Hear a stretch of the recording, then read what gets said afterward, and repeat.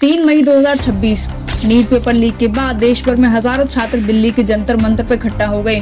उनकी सिर्फ 3 डिमांड्स थी। पहली, शिक्षा मंत्री धर्मेंद्र प्रधान का इस्तीफा। दूसरी, जिन बच्चों ने इस पूरे हमले में अपनी जान गंवाई थी उन परिवारों को सरकार की तरफ से मुआवजा। और तीसरी, देश में एक ऐसी शिक्षा व्यवस्था बने जहां किसी बच्चे का भविष्य एक पेपर लीक की वजह से बर्बाद न हो। दिन बीतते गए लेकिन सरकार की तरफ से कोई बड़ा फैसला नहीं आया। छात्र डटे रहे, प्रदर्शन चलता रहा और आखिर दबाव पड़ने के बाद शिक्षा मंत्री धर्मेंद्र प्रधान को इस्तीफा देना पड़ा। लेकिन असली कहानी इसी के बाद से शुरू होती है। सरकार ने नई शिक्षा मंत्री के तौर पर एक नया नाम चुना, जिन्हें सुनकर सोशल मीडिया पर फिर से बहस हो गई। नाम था प्रहलाद जोशी। लोग कहने लगे कि जो खुद सिर्फ बीए पढ़ा है वो नीट, जेईई और करोड़ों छात्रों की परेशानियों को कैसे समझेंगे। तो आखिर कौन है प्रहलाद जोशी? एक रेलवे कर्मचारी का बेटा देश का शिक्षा मंत्री कैसे बना? क्या ये भारत की शिक्षा व्यवस्था बदल पाएंगे या फिर सब पहले जैसा ही चलता रहेगा?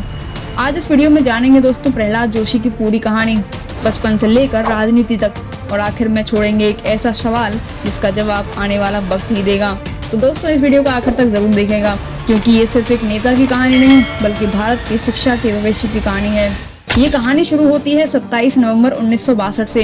कर्नाटक के धारवाड़ शहर में एक साधारण परिवार में एक बच्चे का जन्म हुआ था। नाम रखा गया प्रहलाद जोशी। उनके पिता भारतीय रेलवे में नौकरी करते थे। घर में कोई राजनीतिक माहौल नहीं था, ना ही कोई बड़ा नेता था और ना ही कोई ऐसी पहचान थी जिससे आगे का रास्ता आसान हो जाए।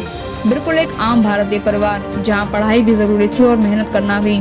प्रहलाद जोशी ने अपनी शुरुआती पढ़ाई धारवाड़ में ही की थी। उनके बाद कर्नाटक यूनिवर्सिटी से उन्होंने बीए की पूरी पढ़ाई की। आज सोशल मीडिया पर लोग उनकी डिग्री की ही बात करते हैं, लेकिन उस समय शायद किसी ने नहीं सोचा होगा कि यही लड़का एक दिन देश के सबसे बड़े मंत्रालयों में से एक की जिम्मेदारी संभाल लेगा। कॉलेज खत्म होने के बाद उनकी दिलचस्पी राजनीति से ज्यादा समाज सेवा और लोगों के काम में बढ़ने लगी। इसी दौरान उनका जुड़ाव हुआ राष्ट्रीय स्वयंसेवक संघ यानी आरएसएस से।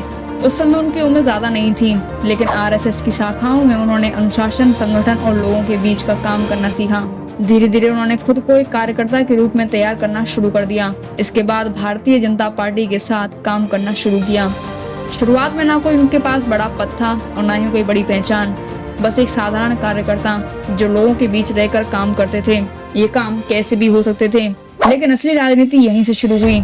एक साधारण कार्यकर्ता दिल्ली की राजनीति तक कैसे पहुंचा, वो पहली बार सांसद कब बना और ऐसा क्या हुआ कि प्रधानमंत्री नरेंद्र मोदी ने उन्हें एक नहीं बल्कि कई बड़े बड़े मंत्रालयों की जिम्मेदारी दी। 90 के दशक की शुरुआत में प्रहलाद जोशी अब पूरी तरह राजनीति में उतर चुके थे। दिन हो या रात वो लगातार लोगों के बीच रहते, उनकी बातें सुनते और पार्टी के लिए काम करते रहे। धीरे धीरे मेहनत का असर दिखने लगा। बीजेपी के बड़े नेताओं की नजर उन पर आ चुकी थी। फिर आया 2004 का लोकसभा चुनाव। कर्नाटक की धारवाड़ सीट से बीजेपी ने प्रहलाद जोशी पर भरोसा जताया और उन्होंने पहली बार लोकसभा का चुनाव जीत लिया। यहीं से उनका दिल्ली का सफर शुरू हुआ। उन्होंने 2009, 2014, 2019 में और 2024 में एक बार फिर से जीत हासिल की। लेकिन साल 2026 में अचानक सब बदल गया। देश भर में शिक्षा व्यवस्था को लेकर सवाल उठ रहे थे। छात्र सड़क पर थे और सरकार को एक नया चेहरा चाहिए था। तब एक ऐसा फैसला लिया गया जिसकी शायद किसी ने उम्मीद भी नहीं की हो। प्रहलाद जोशी को शिक्षा मंत्रालय में जिम्मेदारी सौंप दी गई और बस यहीं से सोशल मीडिया पर फिर से बहस शुरू हो गई। कुछ लोग बोले कि इतने अनुभवी मंत्री शायद शिक्षा व्यवस्था संभाल लेंगे, तो कुछ ने कहा कि जिसने खुद सिर्फ बीए तक पढ़ाई की है वो जेईई और नीट जैसे बड़े सिस्टम को कैसे बदलेगा। आज प्रहलाद जोशी भारत के नए शिक्षा मंत्री हैं, लेकिन कुर्सी संभालते ही उनके सामने चुनौतियों का पहाड़ खड़ा है। तो दोस्तों आखिर में बस यही कहना चाहूंगी कि अगर प्रहलाद जोशी भी धर्मेंद्र प्रधान की तरह ही निकले तो एजुकेशन के इस सिस्टम को संभालने से पहले हमें पूरे देश की सरकारी सिस्टम को ही बदलना पड़ेगा। अगर आपको ऐसी वीडियो पसंद आती है तो हमारे चैनल को सब्सक्राइब कर लेना और वीडियो को लाइक करना और ज़्यादा से ज़्यादा शेयर करना। मिलते हैं अगली वीडियो में।